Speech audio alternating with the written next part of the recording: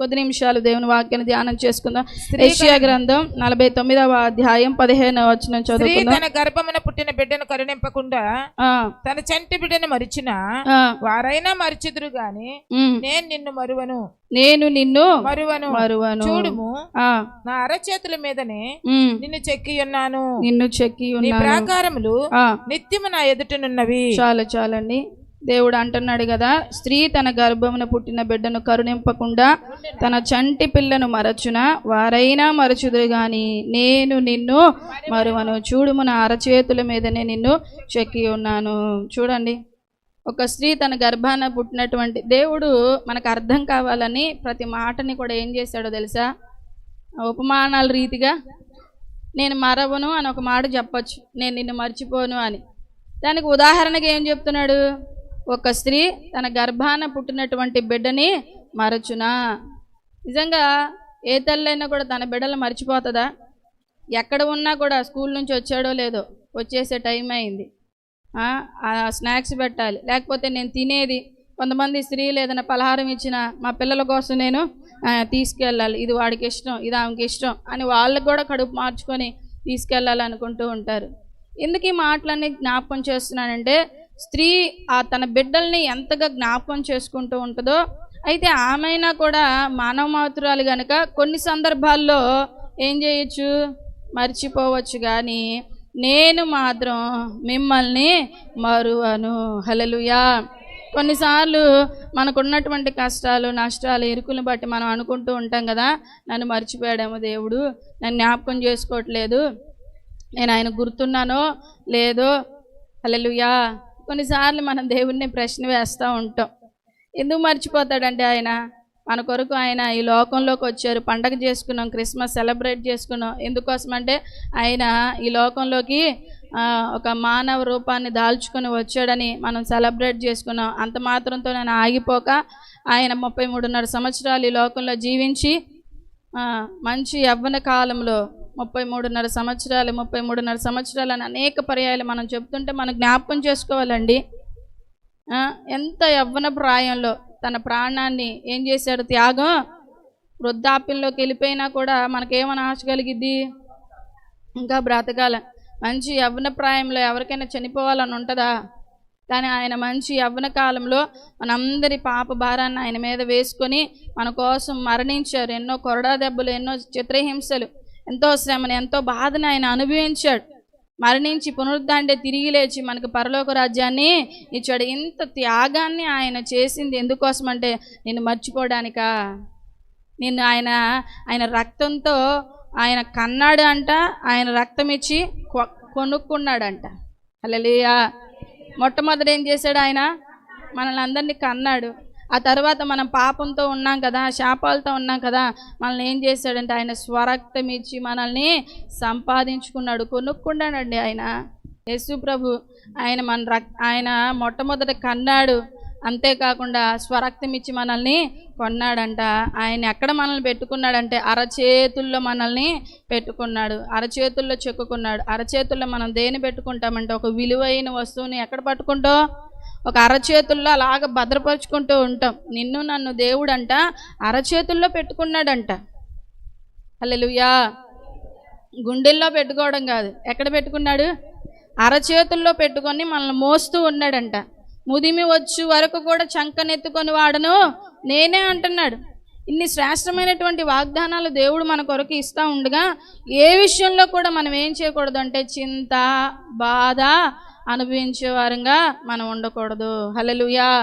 కొన్ని వచనాలు, కొన్ని విషయాలు మనం చూసుకుందాం. ఏ విషయాల్లో దేవుడు మనల్ని మర్చిపోకుండా జ్ఞాపకం చేసుకుంటున్నాడు, మన ఎడల శ్రద్ధ కలిగి ఉంటున్నాడు మనం చూద్దాం. మత్తయి సువార్త 6వ అధ్యాయం 25 నుంచి 28 వచనాలు మనం చదువుకుందాం. మత్తయి సువార్త 6వ అధ్యాయం 25 నుంచి 28 వచనాలు. అందువలన నేను మీతో చెప్పునదేమనగా, ఏమి తిందుమో ఏమి త్రాగుదుమో అని మీ ప్రాణమును గూర్చి అయినను, ఏమి ధరించుకుందుమో అని మీ దేహమును గూర్చి అయినను చింతింపకుడి. ఆహారము కంటే ప్రాణమును, వస్త్రము కంటే దేహమును గొప్పవి కావా? ఆకాశ పక్షుల్ని చూడండి, అవి విత్తవు కోయవు, కొట్లలో కూర్చుకొనవు, అయినను మీ పరలోకపు తండ్రి వాటిని పోషించుచున్నాడు. మీరు వాటికంటే బహుశ్రేష్ఠులు కారా? మీలోనెవడు చింతించుట వలన తన ఎత్తు మూరెడెక్కో చేసుకొనగలడు? వస్త్రములను గూర్చి మీరు చింతింపనేలా? అడవి పువ్వులు ఎలాగు నెదుగుచున్నవో ఆలోచించుడి. అవి కష్టపడవు, వడకవు, అయినను తన సమస్త వైభవముతో కూడిన సొలొమోను సహితము వీటిలో నొకదాని వలనైనను అలంకరింపబడలేదు. చూడండి, నేడుండి రేపు పొయ్యిలో వేయబడు అడవి గడ్డినే దేవుడు ఇలాగూ అలంకరించిన ఎడల అల్ప విశ్వాసులారా, మీకు మరి నిశ్చయముగా వస్త్రములు ధరింపచేయును కదా. హల్లెలూయా. ఈ మాటలు చదువుతూ ఉంటే మొట్టమొదట నాకు అనిపించింది, దేవుడు ప్రేమతో బుజ్జగిస్తూ చెబుతూ ఉన్నాడు. మళ్ళీ కొంచెం లోపలికి వెళ్ళిన తర్వాత ఆయన కోపం కూడా వ్యక్తపరుస్తున్నాడు అనమాట. నాకు ఆ మాట చదువుతూ ఉంటే అదే అనిపించింది. మొట్టమొదటేమో ఎందుకు మీరు బాధపడాలి, ఎందుకు మీరు చింతించాలి? ఆకాశ పక్షులను చూడండి, అవి వెత్తట్లేదు, అవి కోయట్లేదు, కానీ ఏ రోజు కావలసినటువంటి ఆహారాన్ని నేను వాటికి అనుగ్రహిస్తున్నాను కదా. ఆకాశ పక్షులకే ఇస్తున్నప్పుడు మీకెందుకు ఇవ్వను?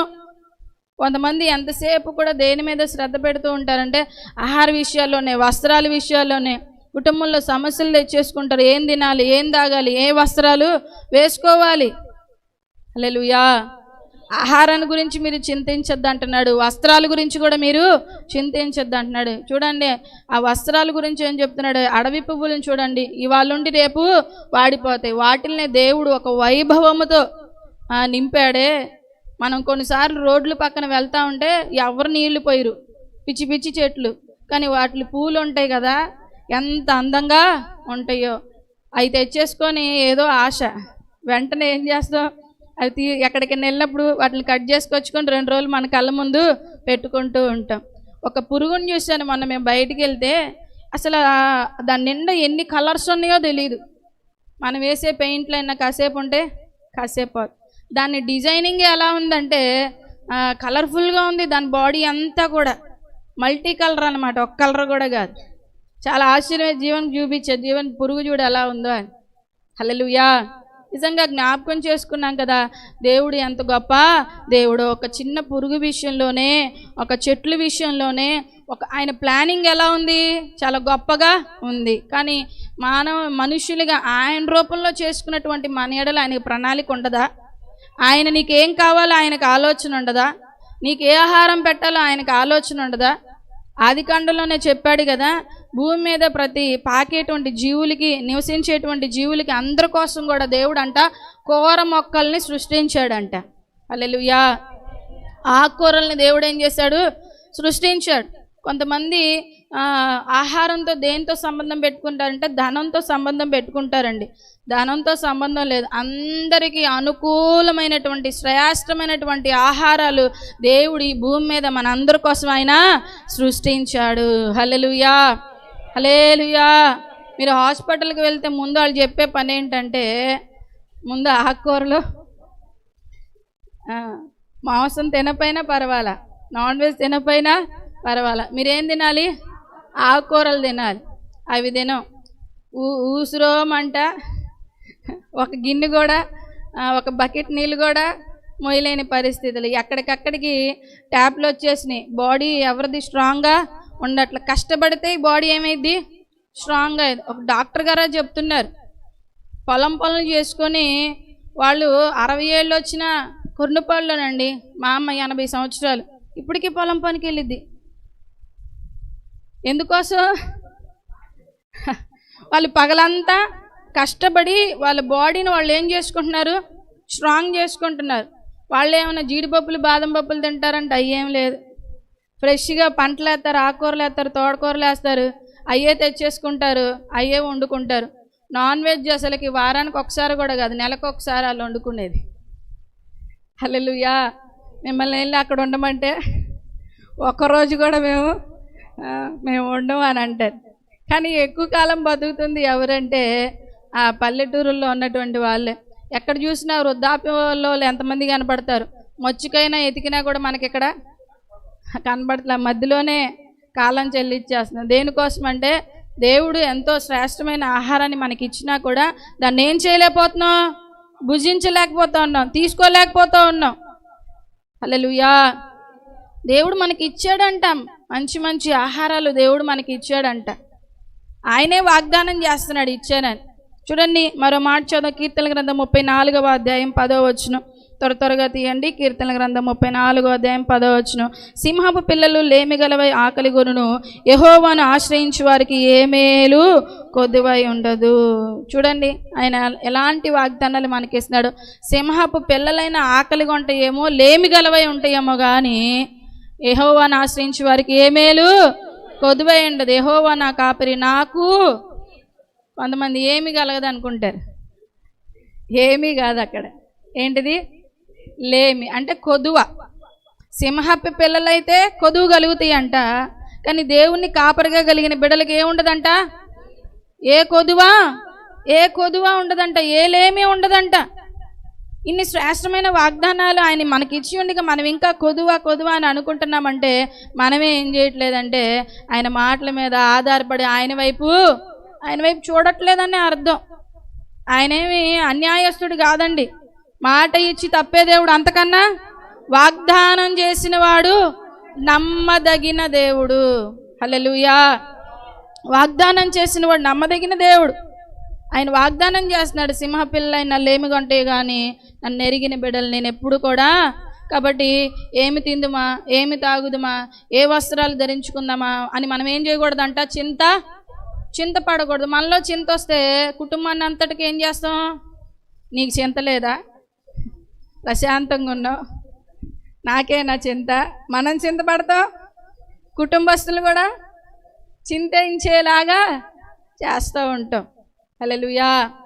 కాబట్టి మనం చింతపడకూడదు, చింతించే వారిని కూడా బాధపడకుండా మనం ఏం చేయాలి, ధైర్యపరిచే వారంగా ఉండాలి. హల్లెలూయా. హల్లెలూయా.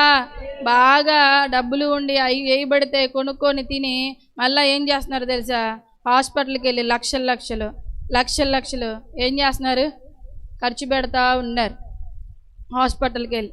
కాబట్టి డబ్బులను చూస్తా అది కావాలి ఇది కావాలి అని అనుకోకుండా దేవుడిచ్చినటువంటి ఆహార పదార్థాలు నాకు ఇచ్చాడు దేవుడు అని హృదయపూర్వకంగా ఇచ్చిన ప్రతి ఆహారాన్ని బట్టి కూడా కృతజ్ఞతాస్తుతులు ప్రార్థన చేస్తున్నారా? ఎవరి బిడ్డలు కాలేజీలో ఉన్న, స్కూల్లో ఉన్న మీరు ఆహారం కోసం ప్రార్థన చేసుకుంటున్నారా? ప్రార్థన చేస్తున్నారా?